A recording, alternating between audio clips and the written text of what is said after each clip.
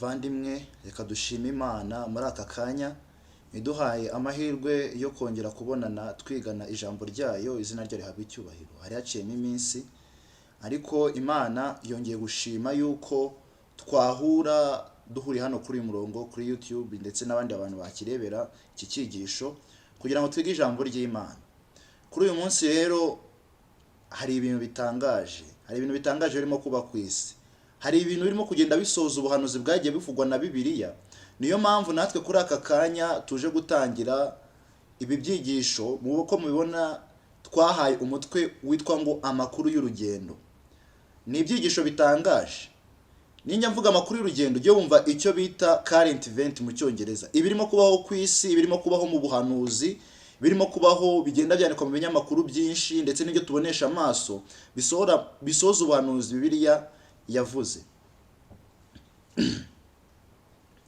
Rero muri ibi byigisho bizajya biza nyuma y'igihe runaka, igihe bizajya biza rimwe mu cyumweru cyangwa mu byumweru bibiri cyangwa bikaza bibiri mu cyumweru uko Imana izajya ibishaka.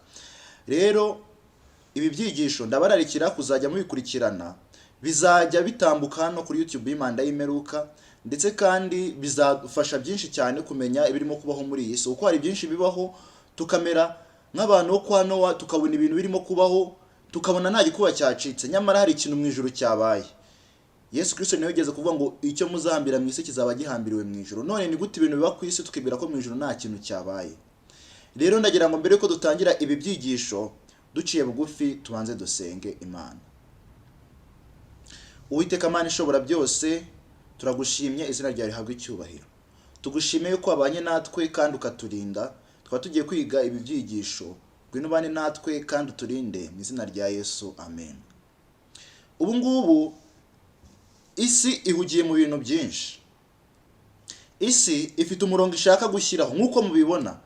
Mbere wajyaga wumva ngo ubwami bw'ahangaha bwateye ubwami bw'ahangaha, ukumva ngo leta y'ahangaha ntiyumvikana na leta y'ahangaha. Ibyo bintu urebye aho guhera nyuma y'intambara y'isi ya kabiri, ibyo bintu ubona byaragabanyutse cyane. Ubona ibyo bintu byaragabanyutse cyane, amahanga ntagiterana cyane, ntakirwana, ahubwo usibye impuha z'intambara nizo zagiye ziyongera. Ibyo biterwa n'iki? Hashyizweho umuryango w'abibumbye. Umuryango w'abibumbye ushinzwe kuzana amahoro mu isi. Ariko ibyo ngibyo ubwabyo ntibihagije, cyangwa ntiwavuga, ahubwo urebye uburyo bimeze ni ukugira ngo bizane ubuyobozi bumwe bw'isi. Bimwe rero mu bintu biriho muri iki gihe ni ikintu cyitwa intambara yo kurwanya ihindagurika ry'ikirere. Ikirere koko cyarahindaguritse, turaza kubibona byinshi cyane. Rero muri iki cyigisho tugiye guhuza izo ngingo ebyiri: ubuyobozi bumwe bw'isi ndetse n'ihindagurika ry'ikirere. Ubwo buyobozi ni umuryango w'abibumbye, hari icyo urimo gutegura ku bw'ihindagurika ry'ikirere. Niyo mpamvu natwe iki cyigisho twakise inama ya COP26 n'itegeko ry'icyumweru, cyangwa inzira y'itegeko ry'icyumweru binyuze mu nama ya COP26. Ndashaka ko tubanza tugasubira muri Bibiliya tukareba. Ndashaka ko dusoma amagambo tubona mu gitabo cy'Ibyahishuwe igice cya 13 umurongo wa 11, uwa 16 n'uwa 17. Handitse ngo, nuko mbona indi nyamaswa izamuka iva mu butaka, iyo yari ifite amahembe abiri nk'ay'umwana w'intama, ivuga nk'ikiyoka. Ntabwo ibintu nshaka ko tubitindaho cyane. Inyamaswa izamuka iva mu butaka twagiye tubyiga mu byigisho byinshi, nk'uko twabibonye. Ni inyamaswa ukurikije icyo biri yisobanura n'uburyo biri igenda itanga umurongo ku murongo. Ni inyamaswa ishushanya Leta Zunze Ubumwe za Amerika. Noneho rero kandi ngiyo yari ifite amahembe abiri nk'ay'umwana w'intama, ivuga nk'ikiyoka. Hari abantu bamwe bajya batekereza kuri ibi bintu bakabyitiranya. Aya mahembe yose uko ari abiri yari ameze nk'ay'umwana w'intama. Umwana w'intama ninde uvuga hano? Ni Kristo. Ihembe rishushanya iki mu buhanuzi? Muri Daniel igice cya 7 harabigaragaza ko ihembe rishushanya ubutegetsi, kandi ubu butegetsi bw'inyamaswa bwa Leta Zunze Ubumwe bwa Amerika bumeze nk'ubw'umwana w'intama, nk'ubw'Imana. Ese Imana yategekaga ite? Imana itegeka ite? Imana itanga umudendezo. Hari uruhande rwa politike n'uruhande rw'iyobokamana mu by'Imana, kandi izo mpande nizivanga. Niyo mpamvu iri hembe ritaje ririmo, ahubwo yaje ari amahembe abiri. Noneho kandi kuvuga nk'ikiyoka twarabirebye mu cyigisho cyitwa imvugo y'ikiyoka. Kuvuga nk'ikiyoka ntabwo ari ukuvuga gukanganya, ahubwo ni nk'uburyo Satani yakoresheje abwira Eva, cyangwa igihe yashukaga Yesu mu butayu, bisa nk'imvugo y'impuhwe, imvugo y'urukundo, imvugo yo gufasha. ngo itera bose aboroheje n'abakomeye n'abatunzi n'abakene n'ab'umudendezo n'ab'imbata. Aboroheje, abakomeye, abatunzi, abakene, umudendezo n'ab'imbata. Gushyirwaho ikimenyetso ku kiganza cy'iburyo cyangwa mu ruhanga. Gushyirwaho ikimenyetso ku kiganza cy'iburyo cyangwa mu ruhanga, kugira ngo hatagira umuntu wemererwa kugura cyangwa gutunda keretse afite icyo kimenyetso cyangwa izina ry'aya nyamaswa cyangwa umubare w'izina ryayo. None ikimenyetso cy'inyamaswa ni iki? Kuko hari inyamaswa ivugwa hano, noneho kandi hari n'ikimenyetso cyayo. Iyi nyamaswa uko tubisoma mu gice cya 13 guhera ku murongo wa 1 kugeza ku wa 10, ni inyamaswa yahagurukiye kurwanya Imana, ariko noneho ikita kikorera Imana. Ko Bibiliya yagiye bigaragaza, nkuko twagiye tubyigana mu byigisho byinshi cyane byatambutse, iyi nyamaswa irashushanya ubupapa, ubutegetsi bwa papa. Ati kubera iki? Niyo igenda isorerwaho n'ubuhanuzi. Ikimenyetso rero cy'Imana ni iki? Ubwo iyo dusomye mu gitabo cyo Kuva igice cya 31 guhera ku murongo wa 16, twabona ikimenyetso cy'Imana icyari. Iki kimenyetso cy'Imana ni isabato y'Imana, hariyo munsi wa 7. None iki kimenyetso kubera icyari isabato, kubera icyari ikimenyetso cya mbere. Isabato nkuko bisanzwe kuri kashe z'abami bisanzwe bizwe, haba hariho izina ry'umwami kuri iyo kashe cyangwa ku kimenyetso, hariho ubutware bwe ahategeka, ndetse hariho n'imbaraga z'ubutware bwe. Mu itegeko ry'isabato niho tubonamo ngo wibuke kweza umunsi w'isabato mu minsi 6 ujye ariko wa 7 niho sabato y'Uwiteka Imana yawe. Izina ry'Imana riragaragaye, Uwiteka Imana yawe. Muri Yesaya 43 ndi Uwiteka. Ahantu henshi cyane biri yigenda bigaragaza mu gitabo cyo Kuva igihe Imana yavuganaga na Mose, Uwiteka niyo zina ry'Imana. Noneho kandi ikindi cya kabiri, ubutware bw'Imana. Ngo kuko mu minsi 6 Uwiteka Imana yaremyemo ijuru n'isi n'ibirimo. Ijuru n'isi n'ibirimo ni ubutware bw'Imana. Akarukira ku munsi wa 7. Ndetse biragaragaza ko Imana ari umuremyi. Iki rero ni ikimenyetso gishyirwa kuri kashe. Nk'urugero, kambaho urugero rworoshye. Nk'umwami nka perezida wa Uganda ashobora asohoye itegeko ririho kashe ya Uganda. Iryo tegeko nta gaciro bafite mu Rwanda, kubera ko ubutware bwe ntabwo buri mu Rwanda. Niyo mpamvu rero no mu itegeko ry'isabato harimo ubutware. None se byaba bimeze bite hariho ubutware hatariho kuri kashe, hariho ubutware hatariho izina ry'umutware? Byaba ari ikibazo cyane. Ubwo rero uko biri, ibi ni ibigaragaza itegeko ry'Imana cyangwa ikimenyetso cy'Imana mu itegeko ry'isabato. None se bite ku kimenyetso cy'inyamaswa? Ni gute ushobora kuvuga ko ari cyo kimenyetso ubupapa bukoresha? Ikimenyetso cy'upapa bukoresha ni iki? Mu mwaka wa 321 nyuma ya Kristo nibwo hatowe itegeko ry'icyumweru rishyizweho n'uwitwa Constantine. Yari umwami Constantine, ashyiraho icyo gihe rishyirwaho igihe yari yemeye guhinduka akareka umupagani akaba umukristo wa Kiliziya Gatolika. Bashyizeho itegeko ribuzanya kuruka umunsi w'isabato, ahubwo umuntu akaruhuka ku cyumweru. Iryo tegeko ryari ririho kashe yuko ari ubupapa bwabyikoreye. Nayo mpamvu bakubwira ngo Kiliziya Gatolika yabonye ko ari ngombwa ishyiraho uwo munsi w'icyumweru. Kandi cya kabiri, hariho ubutware. Nabo buvuga ko butwara isi. Ibyo ngibyo rero byose biragaragaza icyo ko ari ikimenyetso. Niba ikimenyetso cy'Imana ari umunsi wa 7, bivuze ko ikimenyetso cy'inyamaswa ni umunsi w'imbusane yacyo. Abantu benshi muri iki gihe bajya bavuga ngo urukingo si ikimenyetso cy'inyamaswa, microchip si ikimenyetso cy'inyamaswa. Nibyo si cyo, ariko nibagaragaza icyo ari cyo kuko ari bo kivugira ubwabo. Ubwo rero nituvuga ikimenyetso cy'inyamaswa, mwumva uwo munsi w'icyumweru. Ibyo bintu ndashaka ko tubisobanukirwa mu gihe tugiye kureba kuri ibi bintu kuri iyi nama ya COP26. None iyo dukomeje mu gitabo cy'ibyaduka byo minsi y'imperuka kuri page 226 haranditse ngo ni ku gihamya cya 827 ngo ikimenyetso cyangwa kashe y'Imana iboneka mu kubahiriza isabato y'umunsi wa 7, urwibutso rw'irema rwahanzwe n'Uwiteka. Ikimenyetso cy'inyamaswa cyo ni ikinyuranyo cy'iki ngiki, ni umunsi wa mbere w'icyumweru. Birumvikana, ndatumaze kubisobanura. Itera bose aboroheje n'abakomeye gushyirwaho ikimenyetso ku kiganza cy'iburyo cyangwa mu ruhanga. Suko abantu bazabuzwa gusa gukoresha amaboko yabo ku cyumweru, ahubwo no mu bwenge bwabo bagomba kwemera umunsi wo ku cyumweru nkaho ari isabato. Muri make ni nkuko byagiye mu bantu benshi. Abantu benshi bazi ngo ku cyumweru niyo sabato Imana yavuze, ariko biratangaje uburyo ijambo ry'Imana ryabihishuye mbere. Vuba ahangaha cyane amahirwe dufite no kungubu nta muntu nashyirwaho ikimenyetso cy'inyamaswa, kuko kizatangira gushyirwa ku bantu igihe byabaye agahato, igihe bizaba byamaze gusobanuka neza ingingo y'isabato n'icyumweru, umuntu asobanukiwe ngo isabato ndabizi niyo uyo munsi wa karindwi w'icyumweru ni umunsi wa mbere, ibyo ngibyo bizaba byasobanutse neza mu bantu.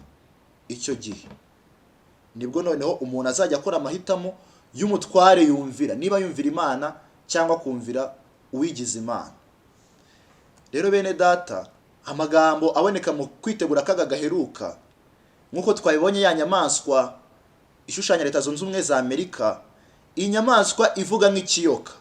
Hano mu kwitegura akaga gaheruka tutarasoma, ndagira ngo mwibuke icyo Bibiliya ivuga. Bibiliya ivuga yuko ubu bupapa buzakoresha Leta Zunze Ubumwe za Amerika mu guhatira abantu kwakira ikimenyetso cy'inyamaswa, ari byo gusenga ku munsi w'icyumweru. Noneho rero mukeka yuko iyi nyamaswa izavuga ite? Mukeka yuko izaza ikanga abantu?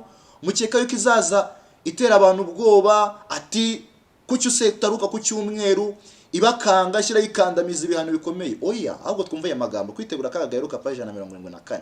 Ubwo ni muri ubwo buryo amategeko y'icyumweru yerekanwa ameze nk'ibyemezo byo kwitungira amagara no kutugirira neza mu gihe bayisha ingaruka nyakuri zayo. Uko niko bimeze, bizaza ndetse biza nk'uko tugiye kubibona ubu ngubu. Abantu bategereje ngo bizaza, baracyapanga imyaka myinshi, ariko nkababwiza ukuri ibintu bigeze kure. Uko rero bigaragara, kuko bigaragarira abantu nk'ibintu bije byo kubagirira neza, babona ibintu ari bisanzwe. Ariko bene data, ibintu ntabwo bikiri bisanzwe. Hari ubuhanuzi bukomeye buboneka mu gitabo cy'intambara ikomeye paji 115. Haranditse ngo kandi uwo mushukanyi ruharwa azumvisha abantu ko abakorera Imana aribo bateje ibyo byago. Ni ibyago byinshi birimo kubaho ku isi, mujya mubibona, ibiza bibaho, imiyaga y'ishuheri, indwara z'ibyorezo, inzara, byose ibyo bintu byose. Gusa Satani azumvisha abantu ko abakorera Imana aribo bateje ibyo byago. Ngo itsinda ry'abarakaje ijuru rizashinja abubahiriza amategeko y'Imana ko aribo nkomoko y'ibyo byago byose, bahore babahindura abagome. Hazavuga ko abantu bagomeye Imana bica isabato yo ku munsi wa mbere w'icyumweru, ariyo dimanche cyangwa Sunday. Kubw'ibyo icyo cyaha cyateje ibyorezo, bikazagarara ko uwo munsi w'icyumweru umaze guhatirwa abantu bose, kandi ko abakomeza gushyigikira itegeko rya kane baba bateshe agaciro umunsi w'icyumweru icyubahiro cyaho, ndetse ko bahungabanya umutekano mu gihugu, ko bakibuza umugisha w'Imana kandi bakadindiza ubukungu bwacyo. None nshuti, murumva aya magambo icyo ashatse kuvuga? Vuba aha ngaha bigiye kugaragazwa neza yuko ngo abantu bagomeye Imana bica isabato yo ku munsi nyine abantu bagomeye Satani muri make bica isabato yo ku munsi wa mbere w'icyumweru, isabato itigeze ishyirwaho n'Imana, bagiye gushinjwa yuko aribo bateje ibi byorezo. Urugero turaza kubibona muri iki cyigisho ku kibazo cy'ihindagurika ry'ikirere, icyitwa ngo climate Sunday, umunsi w'icyumweru nicyo gisubizo. Kandi ibyo ngibyo bigiye kuganirwaho mu nama yitwa COP26 igiye kubaho vuba aha ngaha. Noneho abantu baravuga ati ibyo mwayerekera mu bivuga tegekisho bw'itegeko ry'icyumweru guhera mu 1800 byarigishwaga. Nibyo, ariko impamvu ibyigisho byaje byitwa amakuru y'urugendo no kugira ngo bitwereke aho duhagaze muri iyi saha. Ko byavuzwe kera bikavugwa n'abahanuzi, twebwe duhagaze hehe? Dukomeze. Hari inyigisho yigishwa na Kiliziya Gatolika mu rwandiko rwa Papa rwitwa Laudato Si. Hari ikintu yavuze ku ngingo ya 23, yaravuze ngo the climate is a common good. Muri make mugeranyije mu Kinyarwanda, ihindagurika ry'ikirere ni ikiza rusange, cyangwa ikirere ni ikiza rusange twese duhuriyeho, belonging to all and meant for all. Ni cya buri wese kandi gifite icyo gisobanuye kuri buri wese. Ku rwego rw'isi, at the global level, it is a complex system linked to many of the essential conditions for human life. Ku rwego rw'isi ni systeme ihujwe n'ibisabwa ku buzima bwa buri muntu wese. Icyo nashaka ko tutindaho ni iki ngiki ngo common good. Iri jambo ryitwa common good cyangwa ikiza rusange cyangwa inyungu rusange irerekeza kuki? Ni kucyitwa iki? Ihindagurika ry'ikirere, ikirere. Noneho kandi rero yarakomeje mu ngingo ya 137 ngo aravuga ngo ku munsi w'icyumweru on Sunday our participation in the Eucharist has special importance. Ni mu rwandiko rumwe, ku munsi w'icyumweru guhurira hamwe, gufatanyiriza hamwe mu gusangira Eucharistia bifite akamaro gakomeye. Sunday, like the Jewish Sabbath, is meant to be a day which heals our relationships with God, with ourselves, with others and with the world. Ngo ku cyumweru nk'isabato y'abayuda. Ese kamabaza ikibazo kavuga ngo isabato y'abayuda, isabato ni y'abayuda, Bibiliya ivuga iki? Bibiliya ivuga ko isabato ari Uwiteka Imana yawe. Hari n'abayitaga isabato y'abadive. Oya, n'abadive ntabwo bagira isabato. Isabato ni y'Imana. Ngo ku cyumweru kimwe n'isabato y'abayuda ni umunsi uvura umubano dufitanye n'Imana, umubano wacu n'Imana ndetse n'uw'abandi ndetse n'uw'isi. None ko Yesu yavuze ngo ntidubasha gukorera Imana n'iby'isi, ni gute uyu munsi wawuza abantu n'Imana ukabahuza n'inshuti zabo ukabahuza n'isi? Ntibishoboka, nuko ari ibinyoma.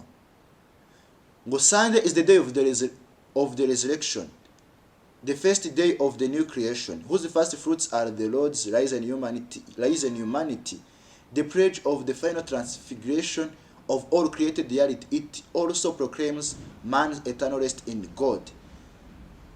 Ngo Sunday ku cyumweru ni umunsi w'izuka, imbuto za mbere ziremwa rishya, whose first fruits are, imbuto za mbere ni izuka rya Yesu Kristo azukira nyoko muntu. Mbese ibi ngibi byaba bisobanuye iki? Bakomeza navuga ngo ni ikiruhuko cy'iteka ryose mu Mana, ariko ngiye nababwira ngo ni ikiruhuko cy'iteka ryose kuri Satani, kuko abantu bazarimo, kuko iki kiruhuko ntabwo Imana yigeze gishyiraho. Rero nkuko turimo kugenda tubibona, ikintu cyitwa ihindagurika ry'ikirere n'icyumweru bifitanye isano rya hafi. Twabonye hano aho bita ikirere ikiza rusange, ariko nagira ngo dushirebe aya magambo aboneka muri Gatigisimu. Hari Gatigisimu abonekamo ivuga yuko noneho icyumweru ari ikiza rusange. Muri Gatigisimu y'amahame ya Kiliziya Gatolika ku ngingo y'ibihumbi 2188 banditse ngo kubirebana n'umudendezo w'idini n'inyungu rusange ya byose, Abakristo bagomba gushaka kwemera icyumweru ndetse aricyo dimanche ndetse n'iminsi yera ya Kiliziya nk'iminsi mikuru yemewe n'amategeko. Muri make ni inyungu rusange ya bose, gusenga ku cyumweru byagizwe inyungu rusange ya bose, nicyo yitwa common good. Muri make ni mujya mwumva iri jambo common good mujye mumenya icyo bashatse kuvuga. Muri make bifite icyo bishatse gusobanura cya hafi, ari ryo tegeko ry'icyumweru. None common good ko yabaye common good, ikiza rusange ko cyabaye ikiza rusange mu bintu byose, kubyerekeranye no kwikingiza na ikiza rusange kirimo kuzamo. Ati nubikore ku bwanjye, bikore ku bwa mugenzi wawe, ku bw'abaturanyi bawe, ku bw'abo mukorana. Ariko kamubwiza ukuri, mbere yuko Imana, twebwe abizera Imana, icyo ntabwo icyo tukemera icyo kintu. Mbere yuko Imana imbaza ubugingo bwabo tubana, izabanza imbaza ubwanjye niba naraburinze. Nisanga ubwanjye naraburinze, izabona kumbarizaho noneho ubwa bagenzi banjye abo tubana niba nabwo naraburinze. Ariko se ninsangwa narangije ubwanjye ngo ndi kurinda ubwa bagenzi banjye, ese ibyo ngibyo Imana izabyemera? Keretse ahari tubaye tuvuga nka Yesu ngo ubugingo bwanjye ndabutanga kugira ngo mbusubirane. Ariko iyo dukomeje tubona byinshi cyane. None tugeze noneho ku ngingo nyamukuru y'icyigisho cyacu cy'uyu munsi, COP26. COP26 ubundi ni iki? Hano hari amagambo, hari website, urubuga rw'iyi nama yitwa COP26, ni website yabo. Ndagira ngo mbabwire yuko ibi bintu byose ndi kuvuga mfite aho bikura, uri kubonaho link munsi aho ushobora kubona ibi bintu. COP26 rero ni iki? Ngo mu Gushyingo Ubwongereza hamwe n'abafatanyabikorwa bacu b'Abataliyani buzakora igikorwa benshi bemeza ko ari amahirwe ya nyuma ku isi yo kubona uko bagenzura imihindagurikire y'ikirere. Muri uku Gushyingo, uku kwezi tugiye kwinjiramo vuba ahangaha kwa 11 kwa 2021, hagiye kubaho inama yitwa COP26. Ni inama igizwe na bande? Iyi ni inama itegurwa n'umuryango w'abibumbye. Ni inama ziba buri mwaka ziba zitwa za COP, yitwa ngo Conference of the Parties cyangwa ihuriro ry'amashyaka. Muri iyi nama haba harimo abaperezida b'ibihugu, abanyemari mu bigo bikomeye. Noneho ubu ngubu harimo umwihariko wo kwazanywe noneho n'abanyedini n'abanyamadini. Iyi nama iherutse ikomeye ya COP ni yabaye muri 2015 yabereye mu Bufaransa. Muri uyu mwaka habaye ibintu bitangaje byinshi cyane. Gusa bigaragara yuko amasezerano y'Ipari yo mu Bufaransa asa nkaho noneho atubahirijwe. Noneho hateguwe iyi nama nanone ikomeye kandi maze igihe kirekire ivugwa yitwa COP26. Iyi nama izaba ngo mu Gushyingo Ubwongereza hamwe n'abafatanyabikorwa bacu b'Abataliyani nibo bateguye inama. Buzakora igikorwa benshi bemeza ko ari amahirwe ya nyuma ku isi yo kubona uko bagenzura imihindagurikire y'ikirere. none kambabaza ikibazo tugendeye kuri Bibiliya, amahirwe ya nyuma isi ifite yo kurwanya ibibazo biri ku isi ni iyi ayahe? Ni ugukora izo nama, ni izo ngamba? Oya, ntabwo ari icyo ngicyo Bibiliya yigisha. Biravuga ngo ibyaha byanyu nibyo byabimishije ibyiza. Muri Yesaya 24 Imana iravuga ngo kuko banze amategeko y'Imana nicyo gituma isiguwe n'umuvumo. None kambabaza ikibazo, niba ari ibyaha kwica amategeko y'Imana aribyo bituma isi igira ibyo bibazo byose, amahirwe yeruka dufite ku isi yo kurwanya imihindagurikire y'ikirere, ni ukuri biragaragara ko ikirere cyahindaguritse, ariko se amahirwe ya nyuma dufite ni ayahe? Atari ukwihana. Ni ukwihana. Mu myaka hafi 30 UN cyangwa umuryango w'abibumbye imaze guhuriza hamwe ibihugu hafi ya byose ku isi mu nama z'imihindagurika ry'ikirere ku isi bita COP, bisobanura ihuriro ry'amashyaka. Muri kiriya gihe imihindagurikire y'ikirere yavuye ku kuba ikibazo cy'ibanze ku isi yose. Uyu mwaka uzabamo inama ya 26 ngaruka mwaka yahawe izina COP26 hamwe n'Ubwongereza nka perezida, ubwo n'Ubwongereza perezida muri iyo nama. COP26 izabera i Glasgow. Glasgow ni umurwa mukuru w'igihugu cyitwa Scotland mu bihugu bigize Ubwongereza. Mbere ya COP26 Ubwongereza burimo gukorana n'ibihugu byose kugira ngo byumvikanishe ku buryo bwo guhangana n'imihindagurikire y'ikirere. Abayobozi b'isi bazagera muri Scotland bamwe hamwe n'ibihumbi byinshi by'ibiganiro, abahagarariye guverinoma, abacuruzi ndetse n'abaturage mu minsi 12 y'ibiganiro. Iyi ni inama itangaje, noneho irimo n'abaturage, abayobozi, abanyamadini, abacuruzi bakomeye. Muri make biragaragaza nk'aho iki kintu ari cyo kibazo gihangayikishije isi. Ariko nyamara abantu muri iki gihe hari ukuntu babaye impumyi, hari ukuntu Satani yahumishije abantu. Satani yahumishije abantu abereka yuko ingaruka z'icyaha ari cyo kibazo kurusha uko icyaha ari ikibazo. None kambabaza ikibazo, abantu mujya muri ibiganiro bica ku maradiyo no ku mateleviziyo menshi, ibiganiro bivugwa ku kibazo cy'abakobwa wenda n'urugero batwarira inda iwabo. None ikibazo ni iki? Ikibazo ni ugutwita cyangwa ikibazo ni ugusambana gutera gutwita ukiri mutoya? Murumva rero aho ikibazo kiri. N'abantu nibi ngibi barimo kureba ku ngaruka z'icyaha zateye ihindagurika ry'ikirere, kuko biragaragara ni kenshi cyane. Dufite ingero nyinshi z'ikintu gitera ihindagurika ry'ikirere. Icya mbere, nubwo abangaba bavuga yuko ngo ni imyotsi yoherezwa mu kirere, ngo ni inganda, ni plastike, ibintu nk'ibyo ngibyo, ariko sibyo. Icya mbere, turebe twigire ku mateka, kuko kugira ku mateka ni ngombwa. Niki cyateye ihindagurika ry'ikirere mu gihe cyo kwa Nowa? Wenda aho ngaho ushobora kuvuga ati baryashobora ko bari bafite ibyo byotsi n'ibyo byiki byose, uko kiriya gihe abantu babo baturushaga ubwenge, reka aho tuhese nk'ahayirengagiza. None Isodomu ni Gomora, niki cyateye ihindagurika ry'ikirere? Ni gute umuriro hagwa imvura y'umuriro igatwika umujyi? Iryo hindagurika ryatewe n'iki? Igisubizo nta kindi, ni ibyaha by'abantu byateye iryo hindagurika.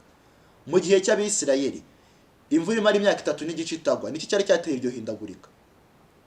Nta gushidikanya nta kindi, Abisirayeli bari barasenze Bali. Gusenga izuba kw'iki gihe, iki ngiki icyumweru bita igisubizo ku hindagurika ry'ikirere, ni cyahubwo kigiye kuba ikibazo kiritera kurushaho, ko abantu barushaho kuryumvira kugendera muri uwo murongo.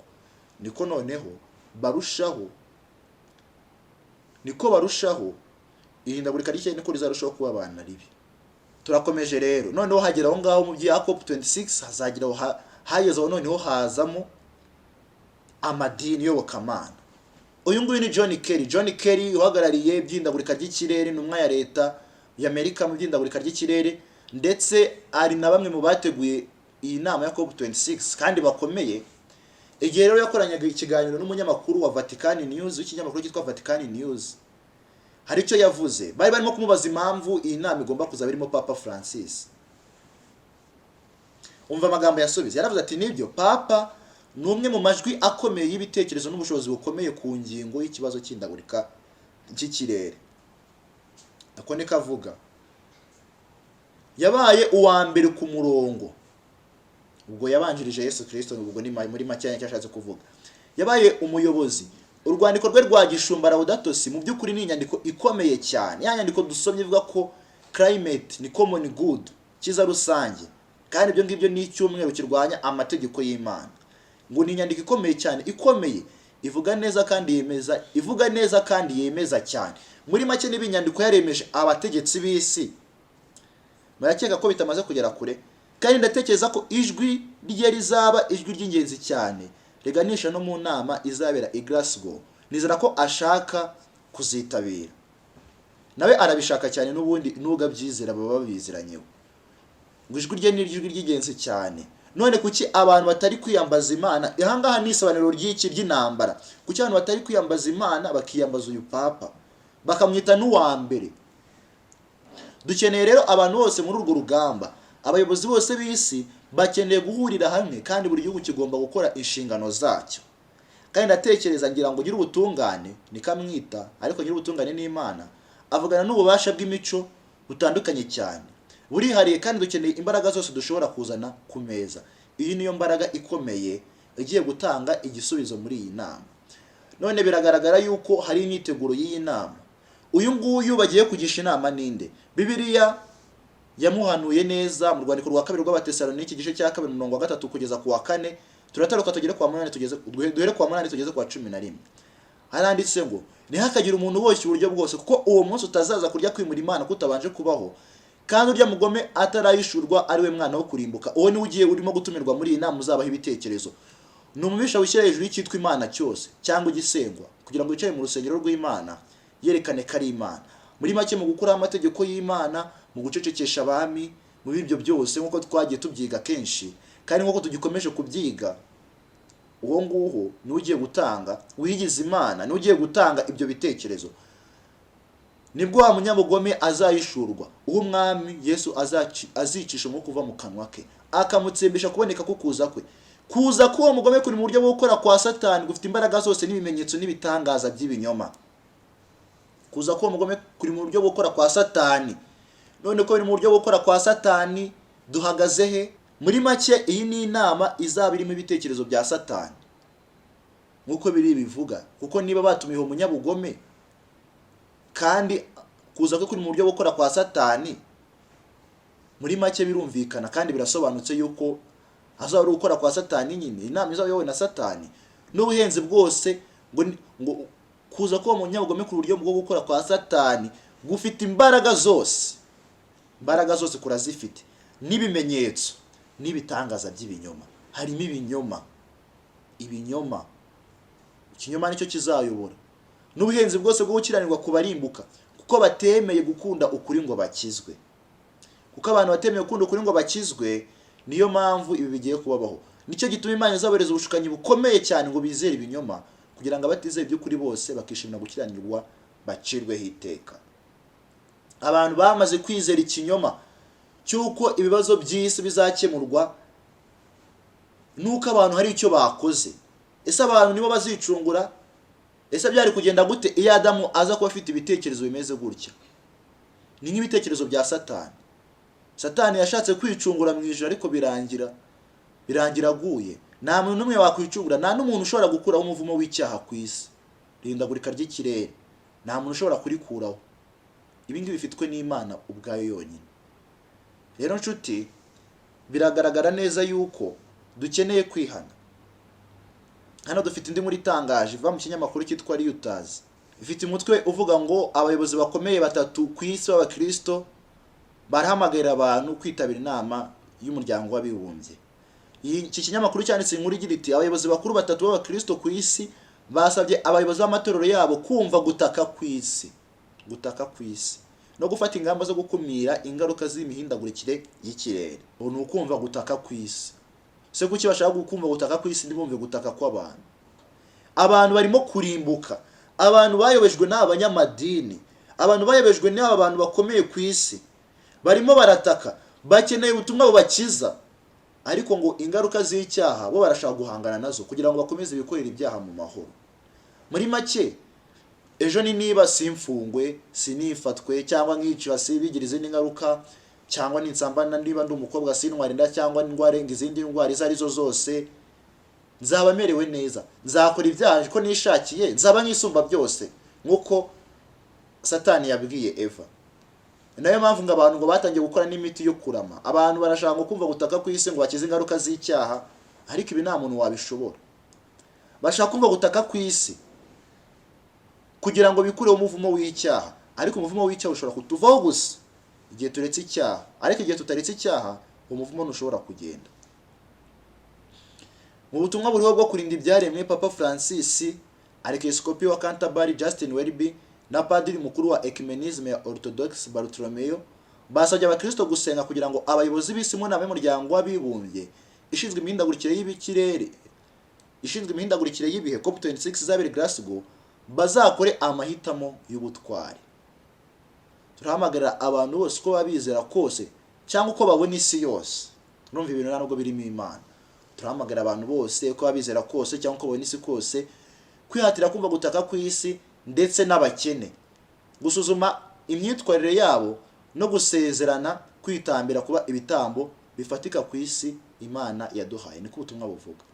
Turahamagarira abantu bose ko babizera kose. Abapfumu b'Igisaka baratumiwe, abaheya b'i Pakistan, muri Tanzania, abakristo b'i Roma, abakristo mu Budage, ababudisito mu Bushinwa, abayisilamu, abapfumu bo muri Amazone, abarozi n'abakonikoni bamaze abantu. Mwese musenga imana zanyu, nuko nimamara gusenga imana zanyu iyi nama izagende neza. Mwumve gutaka kw'isi ndetse n'abakene, kandi mwitambe ibitambo bizima bifatika ku isi Imana yaduhaye.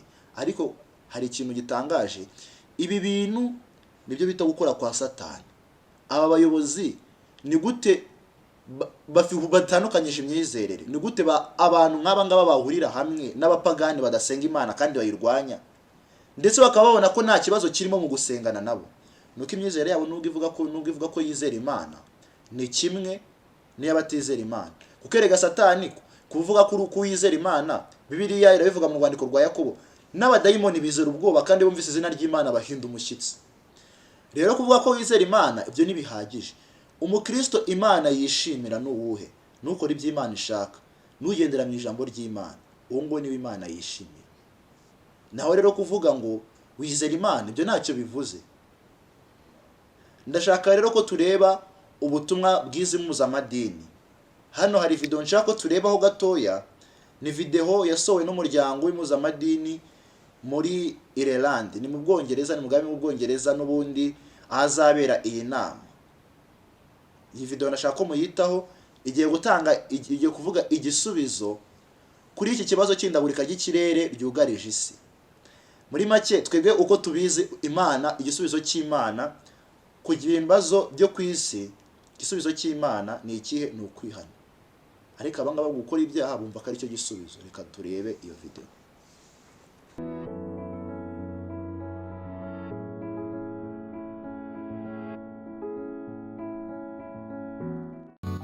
Muri Ireland mu majyaruguru no mu majyepfo ni icyanya cyiza nyaburanga kibereye amaso. Dufite inyanja nziza, inzuri nziza cyane, kandi imijyi yacu iminini n'imitoya yuzuyemo ibidukikije. Ariko nk'uko bimeze mu bindi bice byose byo ku isi, n'ibi nabyo byugarijwe n'ikibazo cy'imihindagurikire y'ikirere. Nk'abakristo twizera yuko ino si ari iy'Imana ndetse n'ibiyirimo byose. Imana iraduhamagarira gukora uruhare rwacu kugira ngo twongere dusubize ubuzima bwuzuye ibyaremwe. Muri uyu mwaka umuryango w'abibumbye uzagira inama yiga ku mihindagurikire y'ikirere, ari izwi nka Conference of Parties cyangwa COP26. Ikaba igiye kubera hafi yacu i Glasgow mu Bwongereza. Abayobozi b'isi bose n'abayobora imivumbi itandukanye tuzahurira hamwe kugira ngo twemeze intambwe zizakurikiraho zizadufasha kurinda ino si yacu. Amatorero yose muri Ireland no mu Bwongereza arimo aritegura kugira ngo azashyire mu bikorwa binyuze muri gahunda yitwa Climate Sunday. Iyi gahunda yitwa Climate Sunday ni umuvumba w'amatorero yose afatanyirije hamwe mu Bwongereza no muri Ireland, aho duhamagarira n'ayandi matorero yose kwifatanya natwe muri uno muvumba wo kurwanya ikibazo cy'imihindagurikire y'ikirere. Rimwe na rimwe tujya twumva yuko turi abanyantege nkeya, kandi iki ngiki kiragaragara nk'ikibazo gikomeye cyane, kandi twakwigereranya nacyo tukabona ko uruhare rwacu rwaba rutoya cyane. Ibyanditswe byera bitwibutsa yuko ibikorwa bitoya bya buri muntu ku giti cye ndetse n'imiryango itandukanye, igihe bitabira umuhamagaro w'Imana, bishobora kugira impinduka nini cyane ikomeye. So what is Climate Sunday? None iyi gahunda yitwa Climate Sunday ni iki?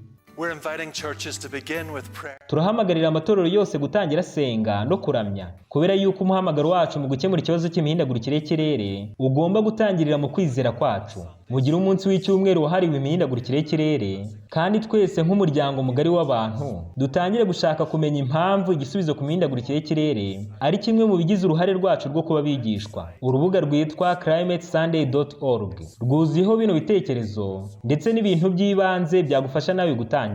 We're also inviting you. Turabahamagarira kandi kwiyegurira runo rugendo rw'ibikorwa by'igihe kirekire cyane. Muri uyu mwaka udasanzwe, amatorero twese tuzatanga uruhare rwacu mu rugendo rwo kwita kuri ino si y'Imana. Ihuze na rimwe mu matsinda yo kwizera ari muri iki cyerekezo, nk'iryitwa Eco Congregation ryo muri Ireland, Christian Aid cyangwa iryitwa Tear Fund. Finally, we're inviting you to speak up. Bwa nyuma kandi turabahamagarira kuvuga. Amatorero ashobora gutanga ijwi ryihariye mu guhamagarira ko habaho ubutabera ku mihindagurikire y'ikirere, dushingiye mu kwizera kwacu mu kwita ku by'Imana yaduhaye. Niba uri muri Ireland y'Amajyaruguru, injira muri gahunda yitwa Iki Nicyo Gihe unyuze ku rubuga rwa Climate Sunday. Hamagara umujyanama wawe cyangwa umuyobozi mu by'iyobokamana, maze umubwire uburyo ari ngombwa cyane gufata imyanzuro ya ngombwa ku kibazo cy'imihindagurikire y'ikirere. Uyu ni umwaka aho amatorero yose tugiye gusoza inshingano yacu, dukunda bagenzi bacu nk'uko twikunda, kandi dushakira ubutabera ibidukikije byose. Mbese ni gute uzifatanya natwe? Ndizera yuko wemera ko ikibazo cy'imihindagurikire y'ikirere igomba kuba inshingano y'ibanze y'abakristo bose, kandi ndabakangurira gushyigikira uyu muvumba witwa Climate Sunday.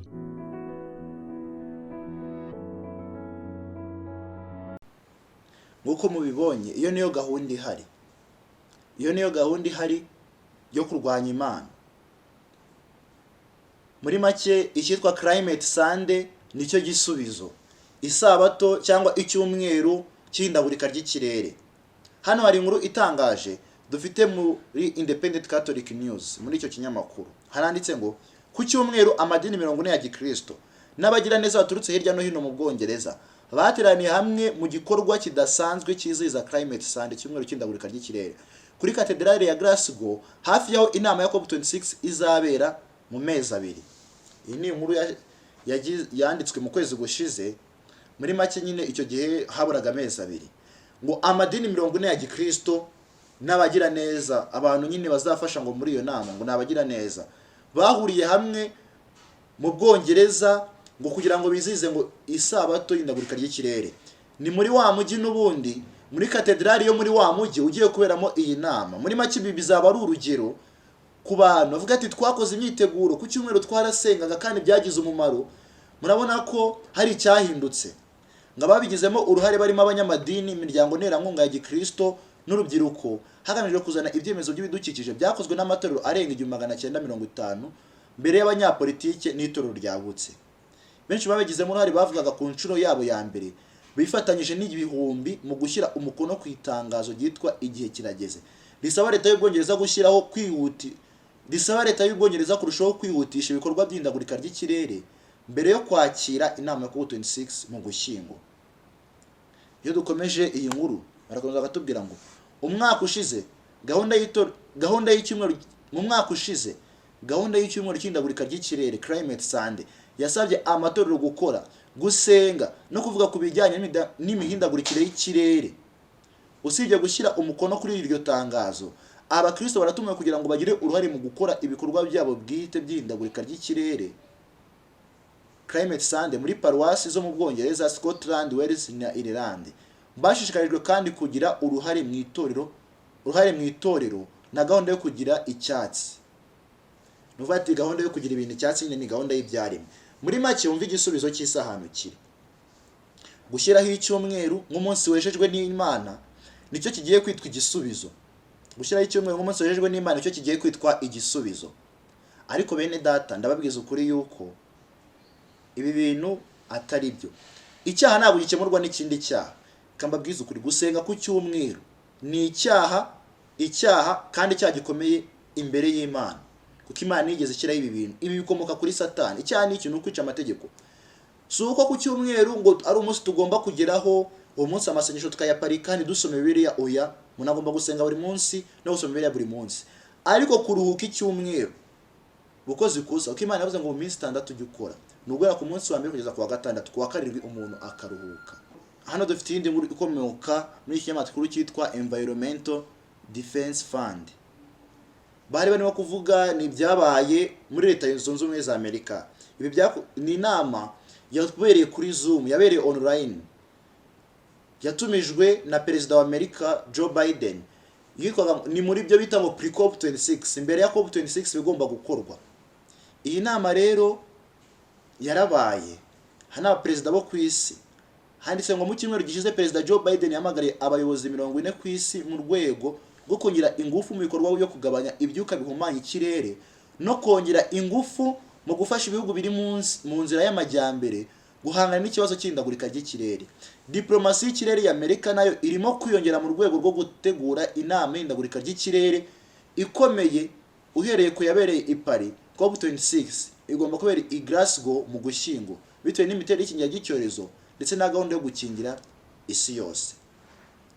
Iyi ni inama izabera i Glasgow na Amerika ubwayo birimo, ndetse kandi mbere yuko aba bantu bose batangira gushya, batangira kugira guhinda, batangira kumva bafite amashyushyu, Amerika yari yahageze. Ino mu batiye abantu ayo mashyushyu, kandi tuzi ko Amerika ari izashyiraho ikimenyetso cy'inyamaswa, nizashyiraho itegeko ry'icyumweru. None bene data tugeze hehe? Mu byahishwe igice cya 13 umurongo wa 14 ngiyobesha bari mu isi ibyo bimenyetso yawe gukora imbere ya nyamaswa, ibabwira kurema igishushanyo cya nyamaswa ariko komekejwe n'inkota ikabaho. Ihabwa guhica igishushanyo cy'inyamaswa guhumeka ngo kivuge kandi kishiye abatakiramya bose. Itera bose aboroheje n'abakomeye n'abatunzi n'abakene n'abumudendezo n'abimbata gushyirwaho ikimenyetso ku kiganza cy'iburyo cyangwa mu ruhanga, kugira ngo hatagira umuntu wemererwa kugura cyangwa gutunda cyese afite icyo kimenyetso cyangwa izina rya nyamaswa cyangwa umubare w'izina ryayo. Bene data, ibi ni byo Amerika irimo gukora. Irimo kujya mu nzira igishushanyo cy'inyamaswa cyo cyamaze gukorwa, nubwo kitaragwa ubudendezo wo guhumeka ariko batangiye kugihumekeramo. Iyo wumva ngo amadini ngo yahuriye hamwe gashyiraho imyanzuro igomba gukurikizwa ku ngingo iyi ngiyi, ibyo ngibyo nibyo bita igishushanyo cy'inyamaswa cyatangiye guhabwa guhumeka, nubwo kitaratangira guhumeka byuzuye ariko ubuhanuzi bugeze kure. Noneho kandi inyamaswa izatira abantu gushyirwaho ikimenyetso cy'inyamaswa. None ko bigaragara yuko iyi nyamaswa izira gushyira ikimenyetso cy'inyamaswa igeze kure, wowe uhagaze ute? Hari ibintu rero tujya tubona, hari amagambo dusoma mu byaduka byo minsi y'imperuka kujya mu 37 avuga ngo hariho benshi ndetse no mu birundire mu muvumba wo gushyira amategeko ahatira abantu kuruka ku cyumweru, batiyumvisha ingaruka zizakomoka kuri icyo gikorwa. Nabona ko bari kurwanya mu buryo bwahuranije umudendezo w'iyobokamana. Hari benshi batigeze basobanukirwa n'ibisabwa n'isabato ya Bibiliya ndetse n'urufatiro rw'ibinyoma itegeko ryo kuruka ku cyumweru ryubatseho cyangwa dimanche, kuruka dimanche. Iki ni ikinyoma cyuzuye. Nshuti bavandimwe, nawe ni waragize uruhare muri ibi bintu, bivemo. Ibintu bizagira ingaruka zikomeye. Ariko tekereza ibintu bizatuma umuntu afata umwanzuro umutera kurimbuka iteka ryose. Tekereza ibintu bizatuma igikombe cy'umujinya w'Imana cyuzura. Tekereza ibintu bizatuma imbabazi z'Imana zirangira vuba ku bantu. Niho rabigiyemo nuko wenda kwinginze bivemo. Hari ibintu natwe abakristo tujya twibeshyaho.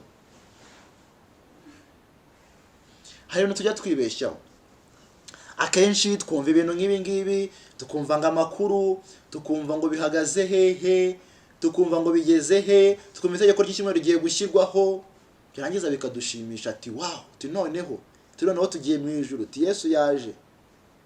Tukishimira yuko abantu batangiye kurwanya Imana, tukishimira yuko abantu bakoze amakosa, tukishimira yuko abantu bagiye kurimbuka. Ariko twe nk'itoro dukuriye gukora iki? Reka dusome aya magambo. Igihanga cya 445 byaduka byo minsi y'imperuka page 132.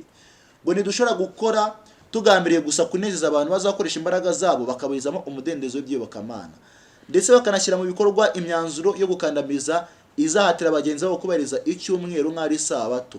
Umunsi wa mbere w'icyumweru si wo munsi wo kubahirizwa, ni isabato y'ibinyoma, kandi abizera mu muryango w'Imana ntibashobora guhuza n'aberereza uwo munsi wica amategeko y'Imana bakanagira isabato yayo. Ubwoko bw'Imana nibuzatora abo bantu, kuko bakoze batyo bazaryozwa ibyaha bazakora igihe bazaba bari ku mirimo yabo.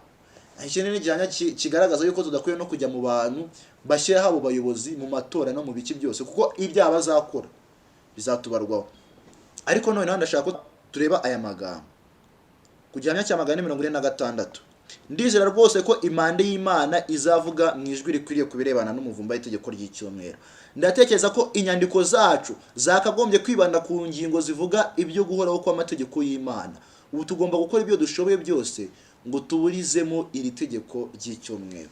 None abadivantiste barigaramiye, bo bishimiye ko itegeko ry'icyumweru rijyaho, ariko ndababwiza ukuri bene data, muhaguruke turwanye iri tegeko. Twe kwishimira yuko abantu b'Imana, abantu Imana yaremye bakushura muri uyu muvumba wo gushyiraho ingoma ya Satani, muri uyu muvumba wo gushyiraho ikimenyetso cy'inyamaswa. Ntabwo dukwiriye kurebera ibintu nk'ibi bikorwa. Ntabwo dukwiriye kwishimira yuko iri tegeko ryashyirwaho. Mu nyandiko, mu bibwirizwa tubirwanye. Abashoboye kugera mu nama z'abategetsi bagaragaze ukuri kw'ibi bintu, kuko vuba aha Yesu Kristo agiye kuza, kandi ikimenyetso cy'inyamaswa, umuntu uzashyirwaho ikimenyetso cy'inyamaswa, uwo nguwo niwe uzanywa ku gikombe cy'umujinya w'Imana. Bene data, ndabifuriza yuko mwabana n'Imana. Bene data, ndabifuriza yuko mwakwihana. Itegeko ry'icyumweru riri hafi kuza, ariko turamutse dukoze ku ruhare rwacu, twabuza abantu gukora iki cyaha gikomeye. Aya ni amahano akomeye ateye ubwoba muhigeze kubaho ku isi. Ese mwumvise igihe Nebukadinezari yazamuraga igishushanyo kavuga ati mukiramye, ririya ryari hano, ariko nibe na biriya. Mwaba mwibuka igihe Daniyeli hashyirwaga, mwamwibuka igihe Kuro yashyiragaho, mwamwibuka igihe Dariyo yashyiragaho itegeko ry'uko abantu bose bagomba gusenga umwami. Iryo ryari hano, ariko nibe n'ibyo ngibyo. Mwaba mwibuka igihe Rehobowamu yashyiragaho inyana z'izahabu muri Isirayeli y'Imana, kabwira abantu ngo bereke kujya gusengera Imana i Yerusalemu basenga izo nyana z'izahabu.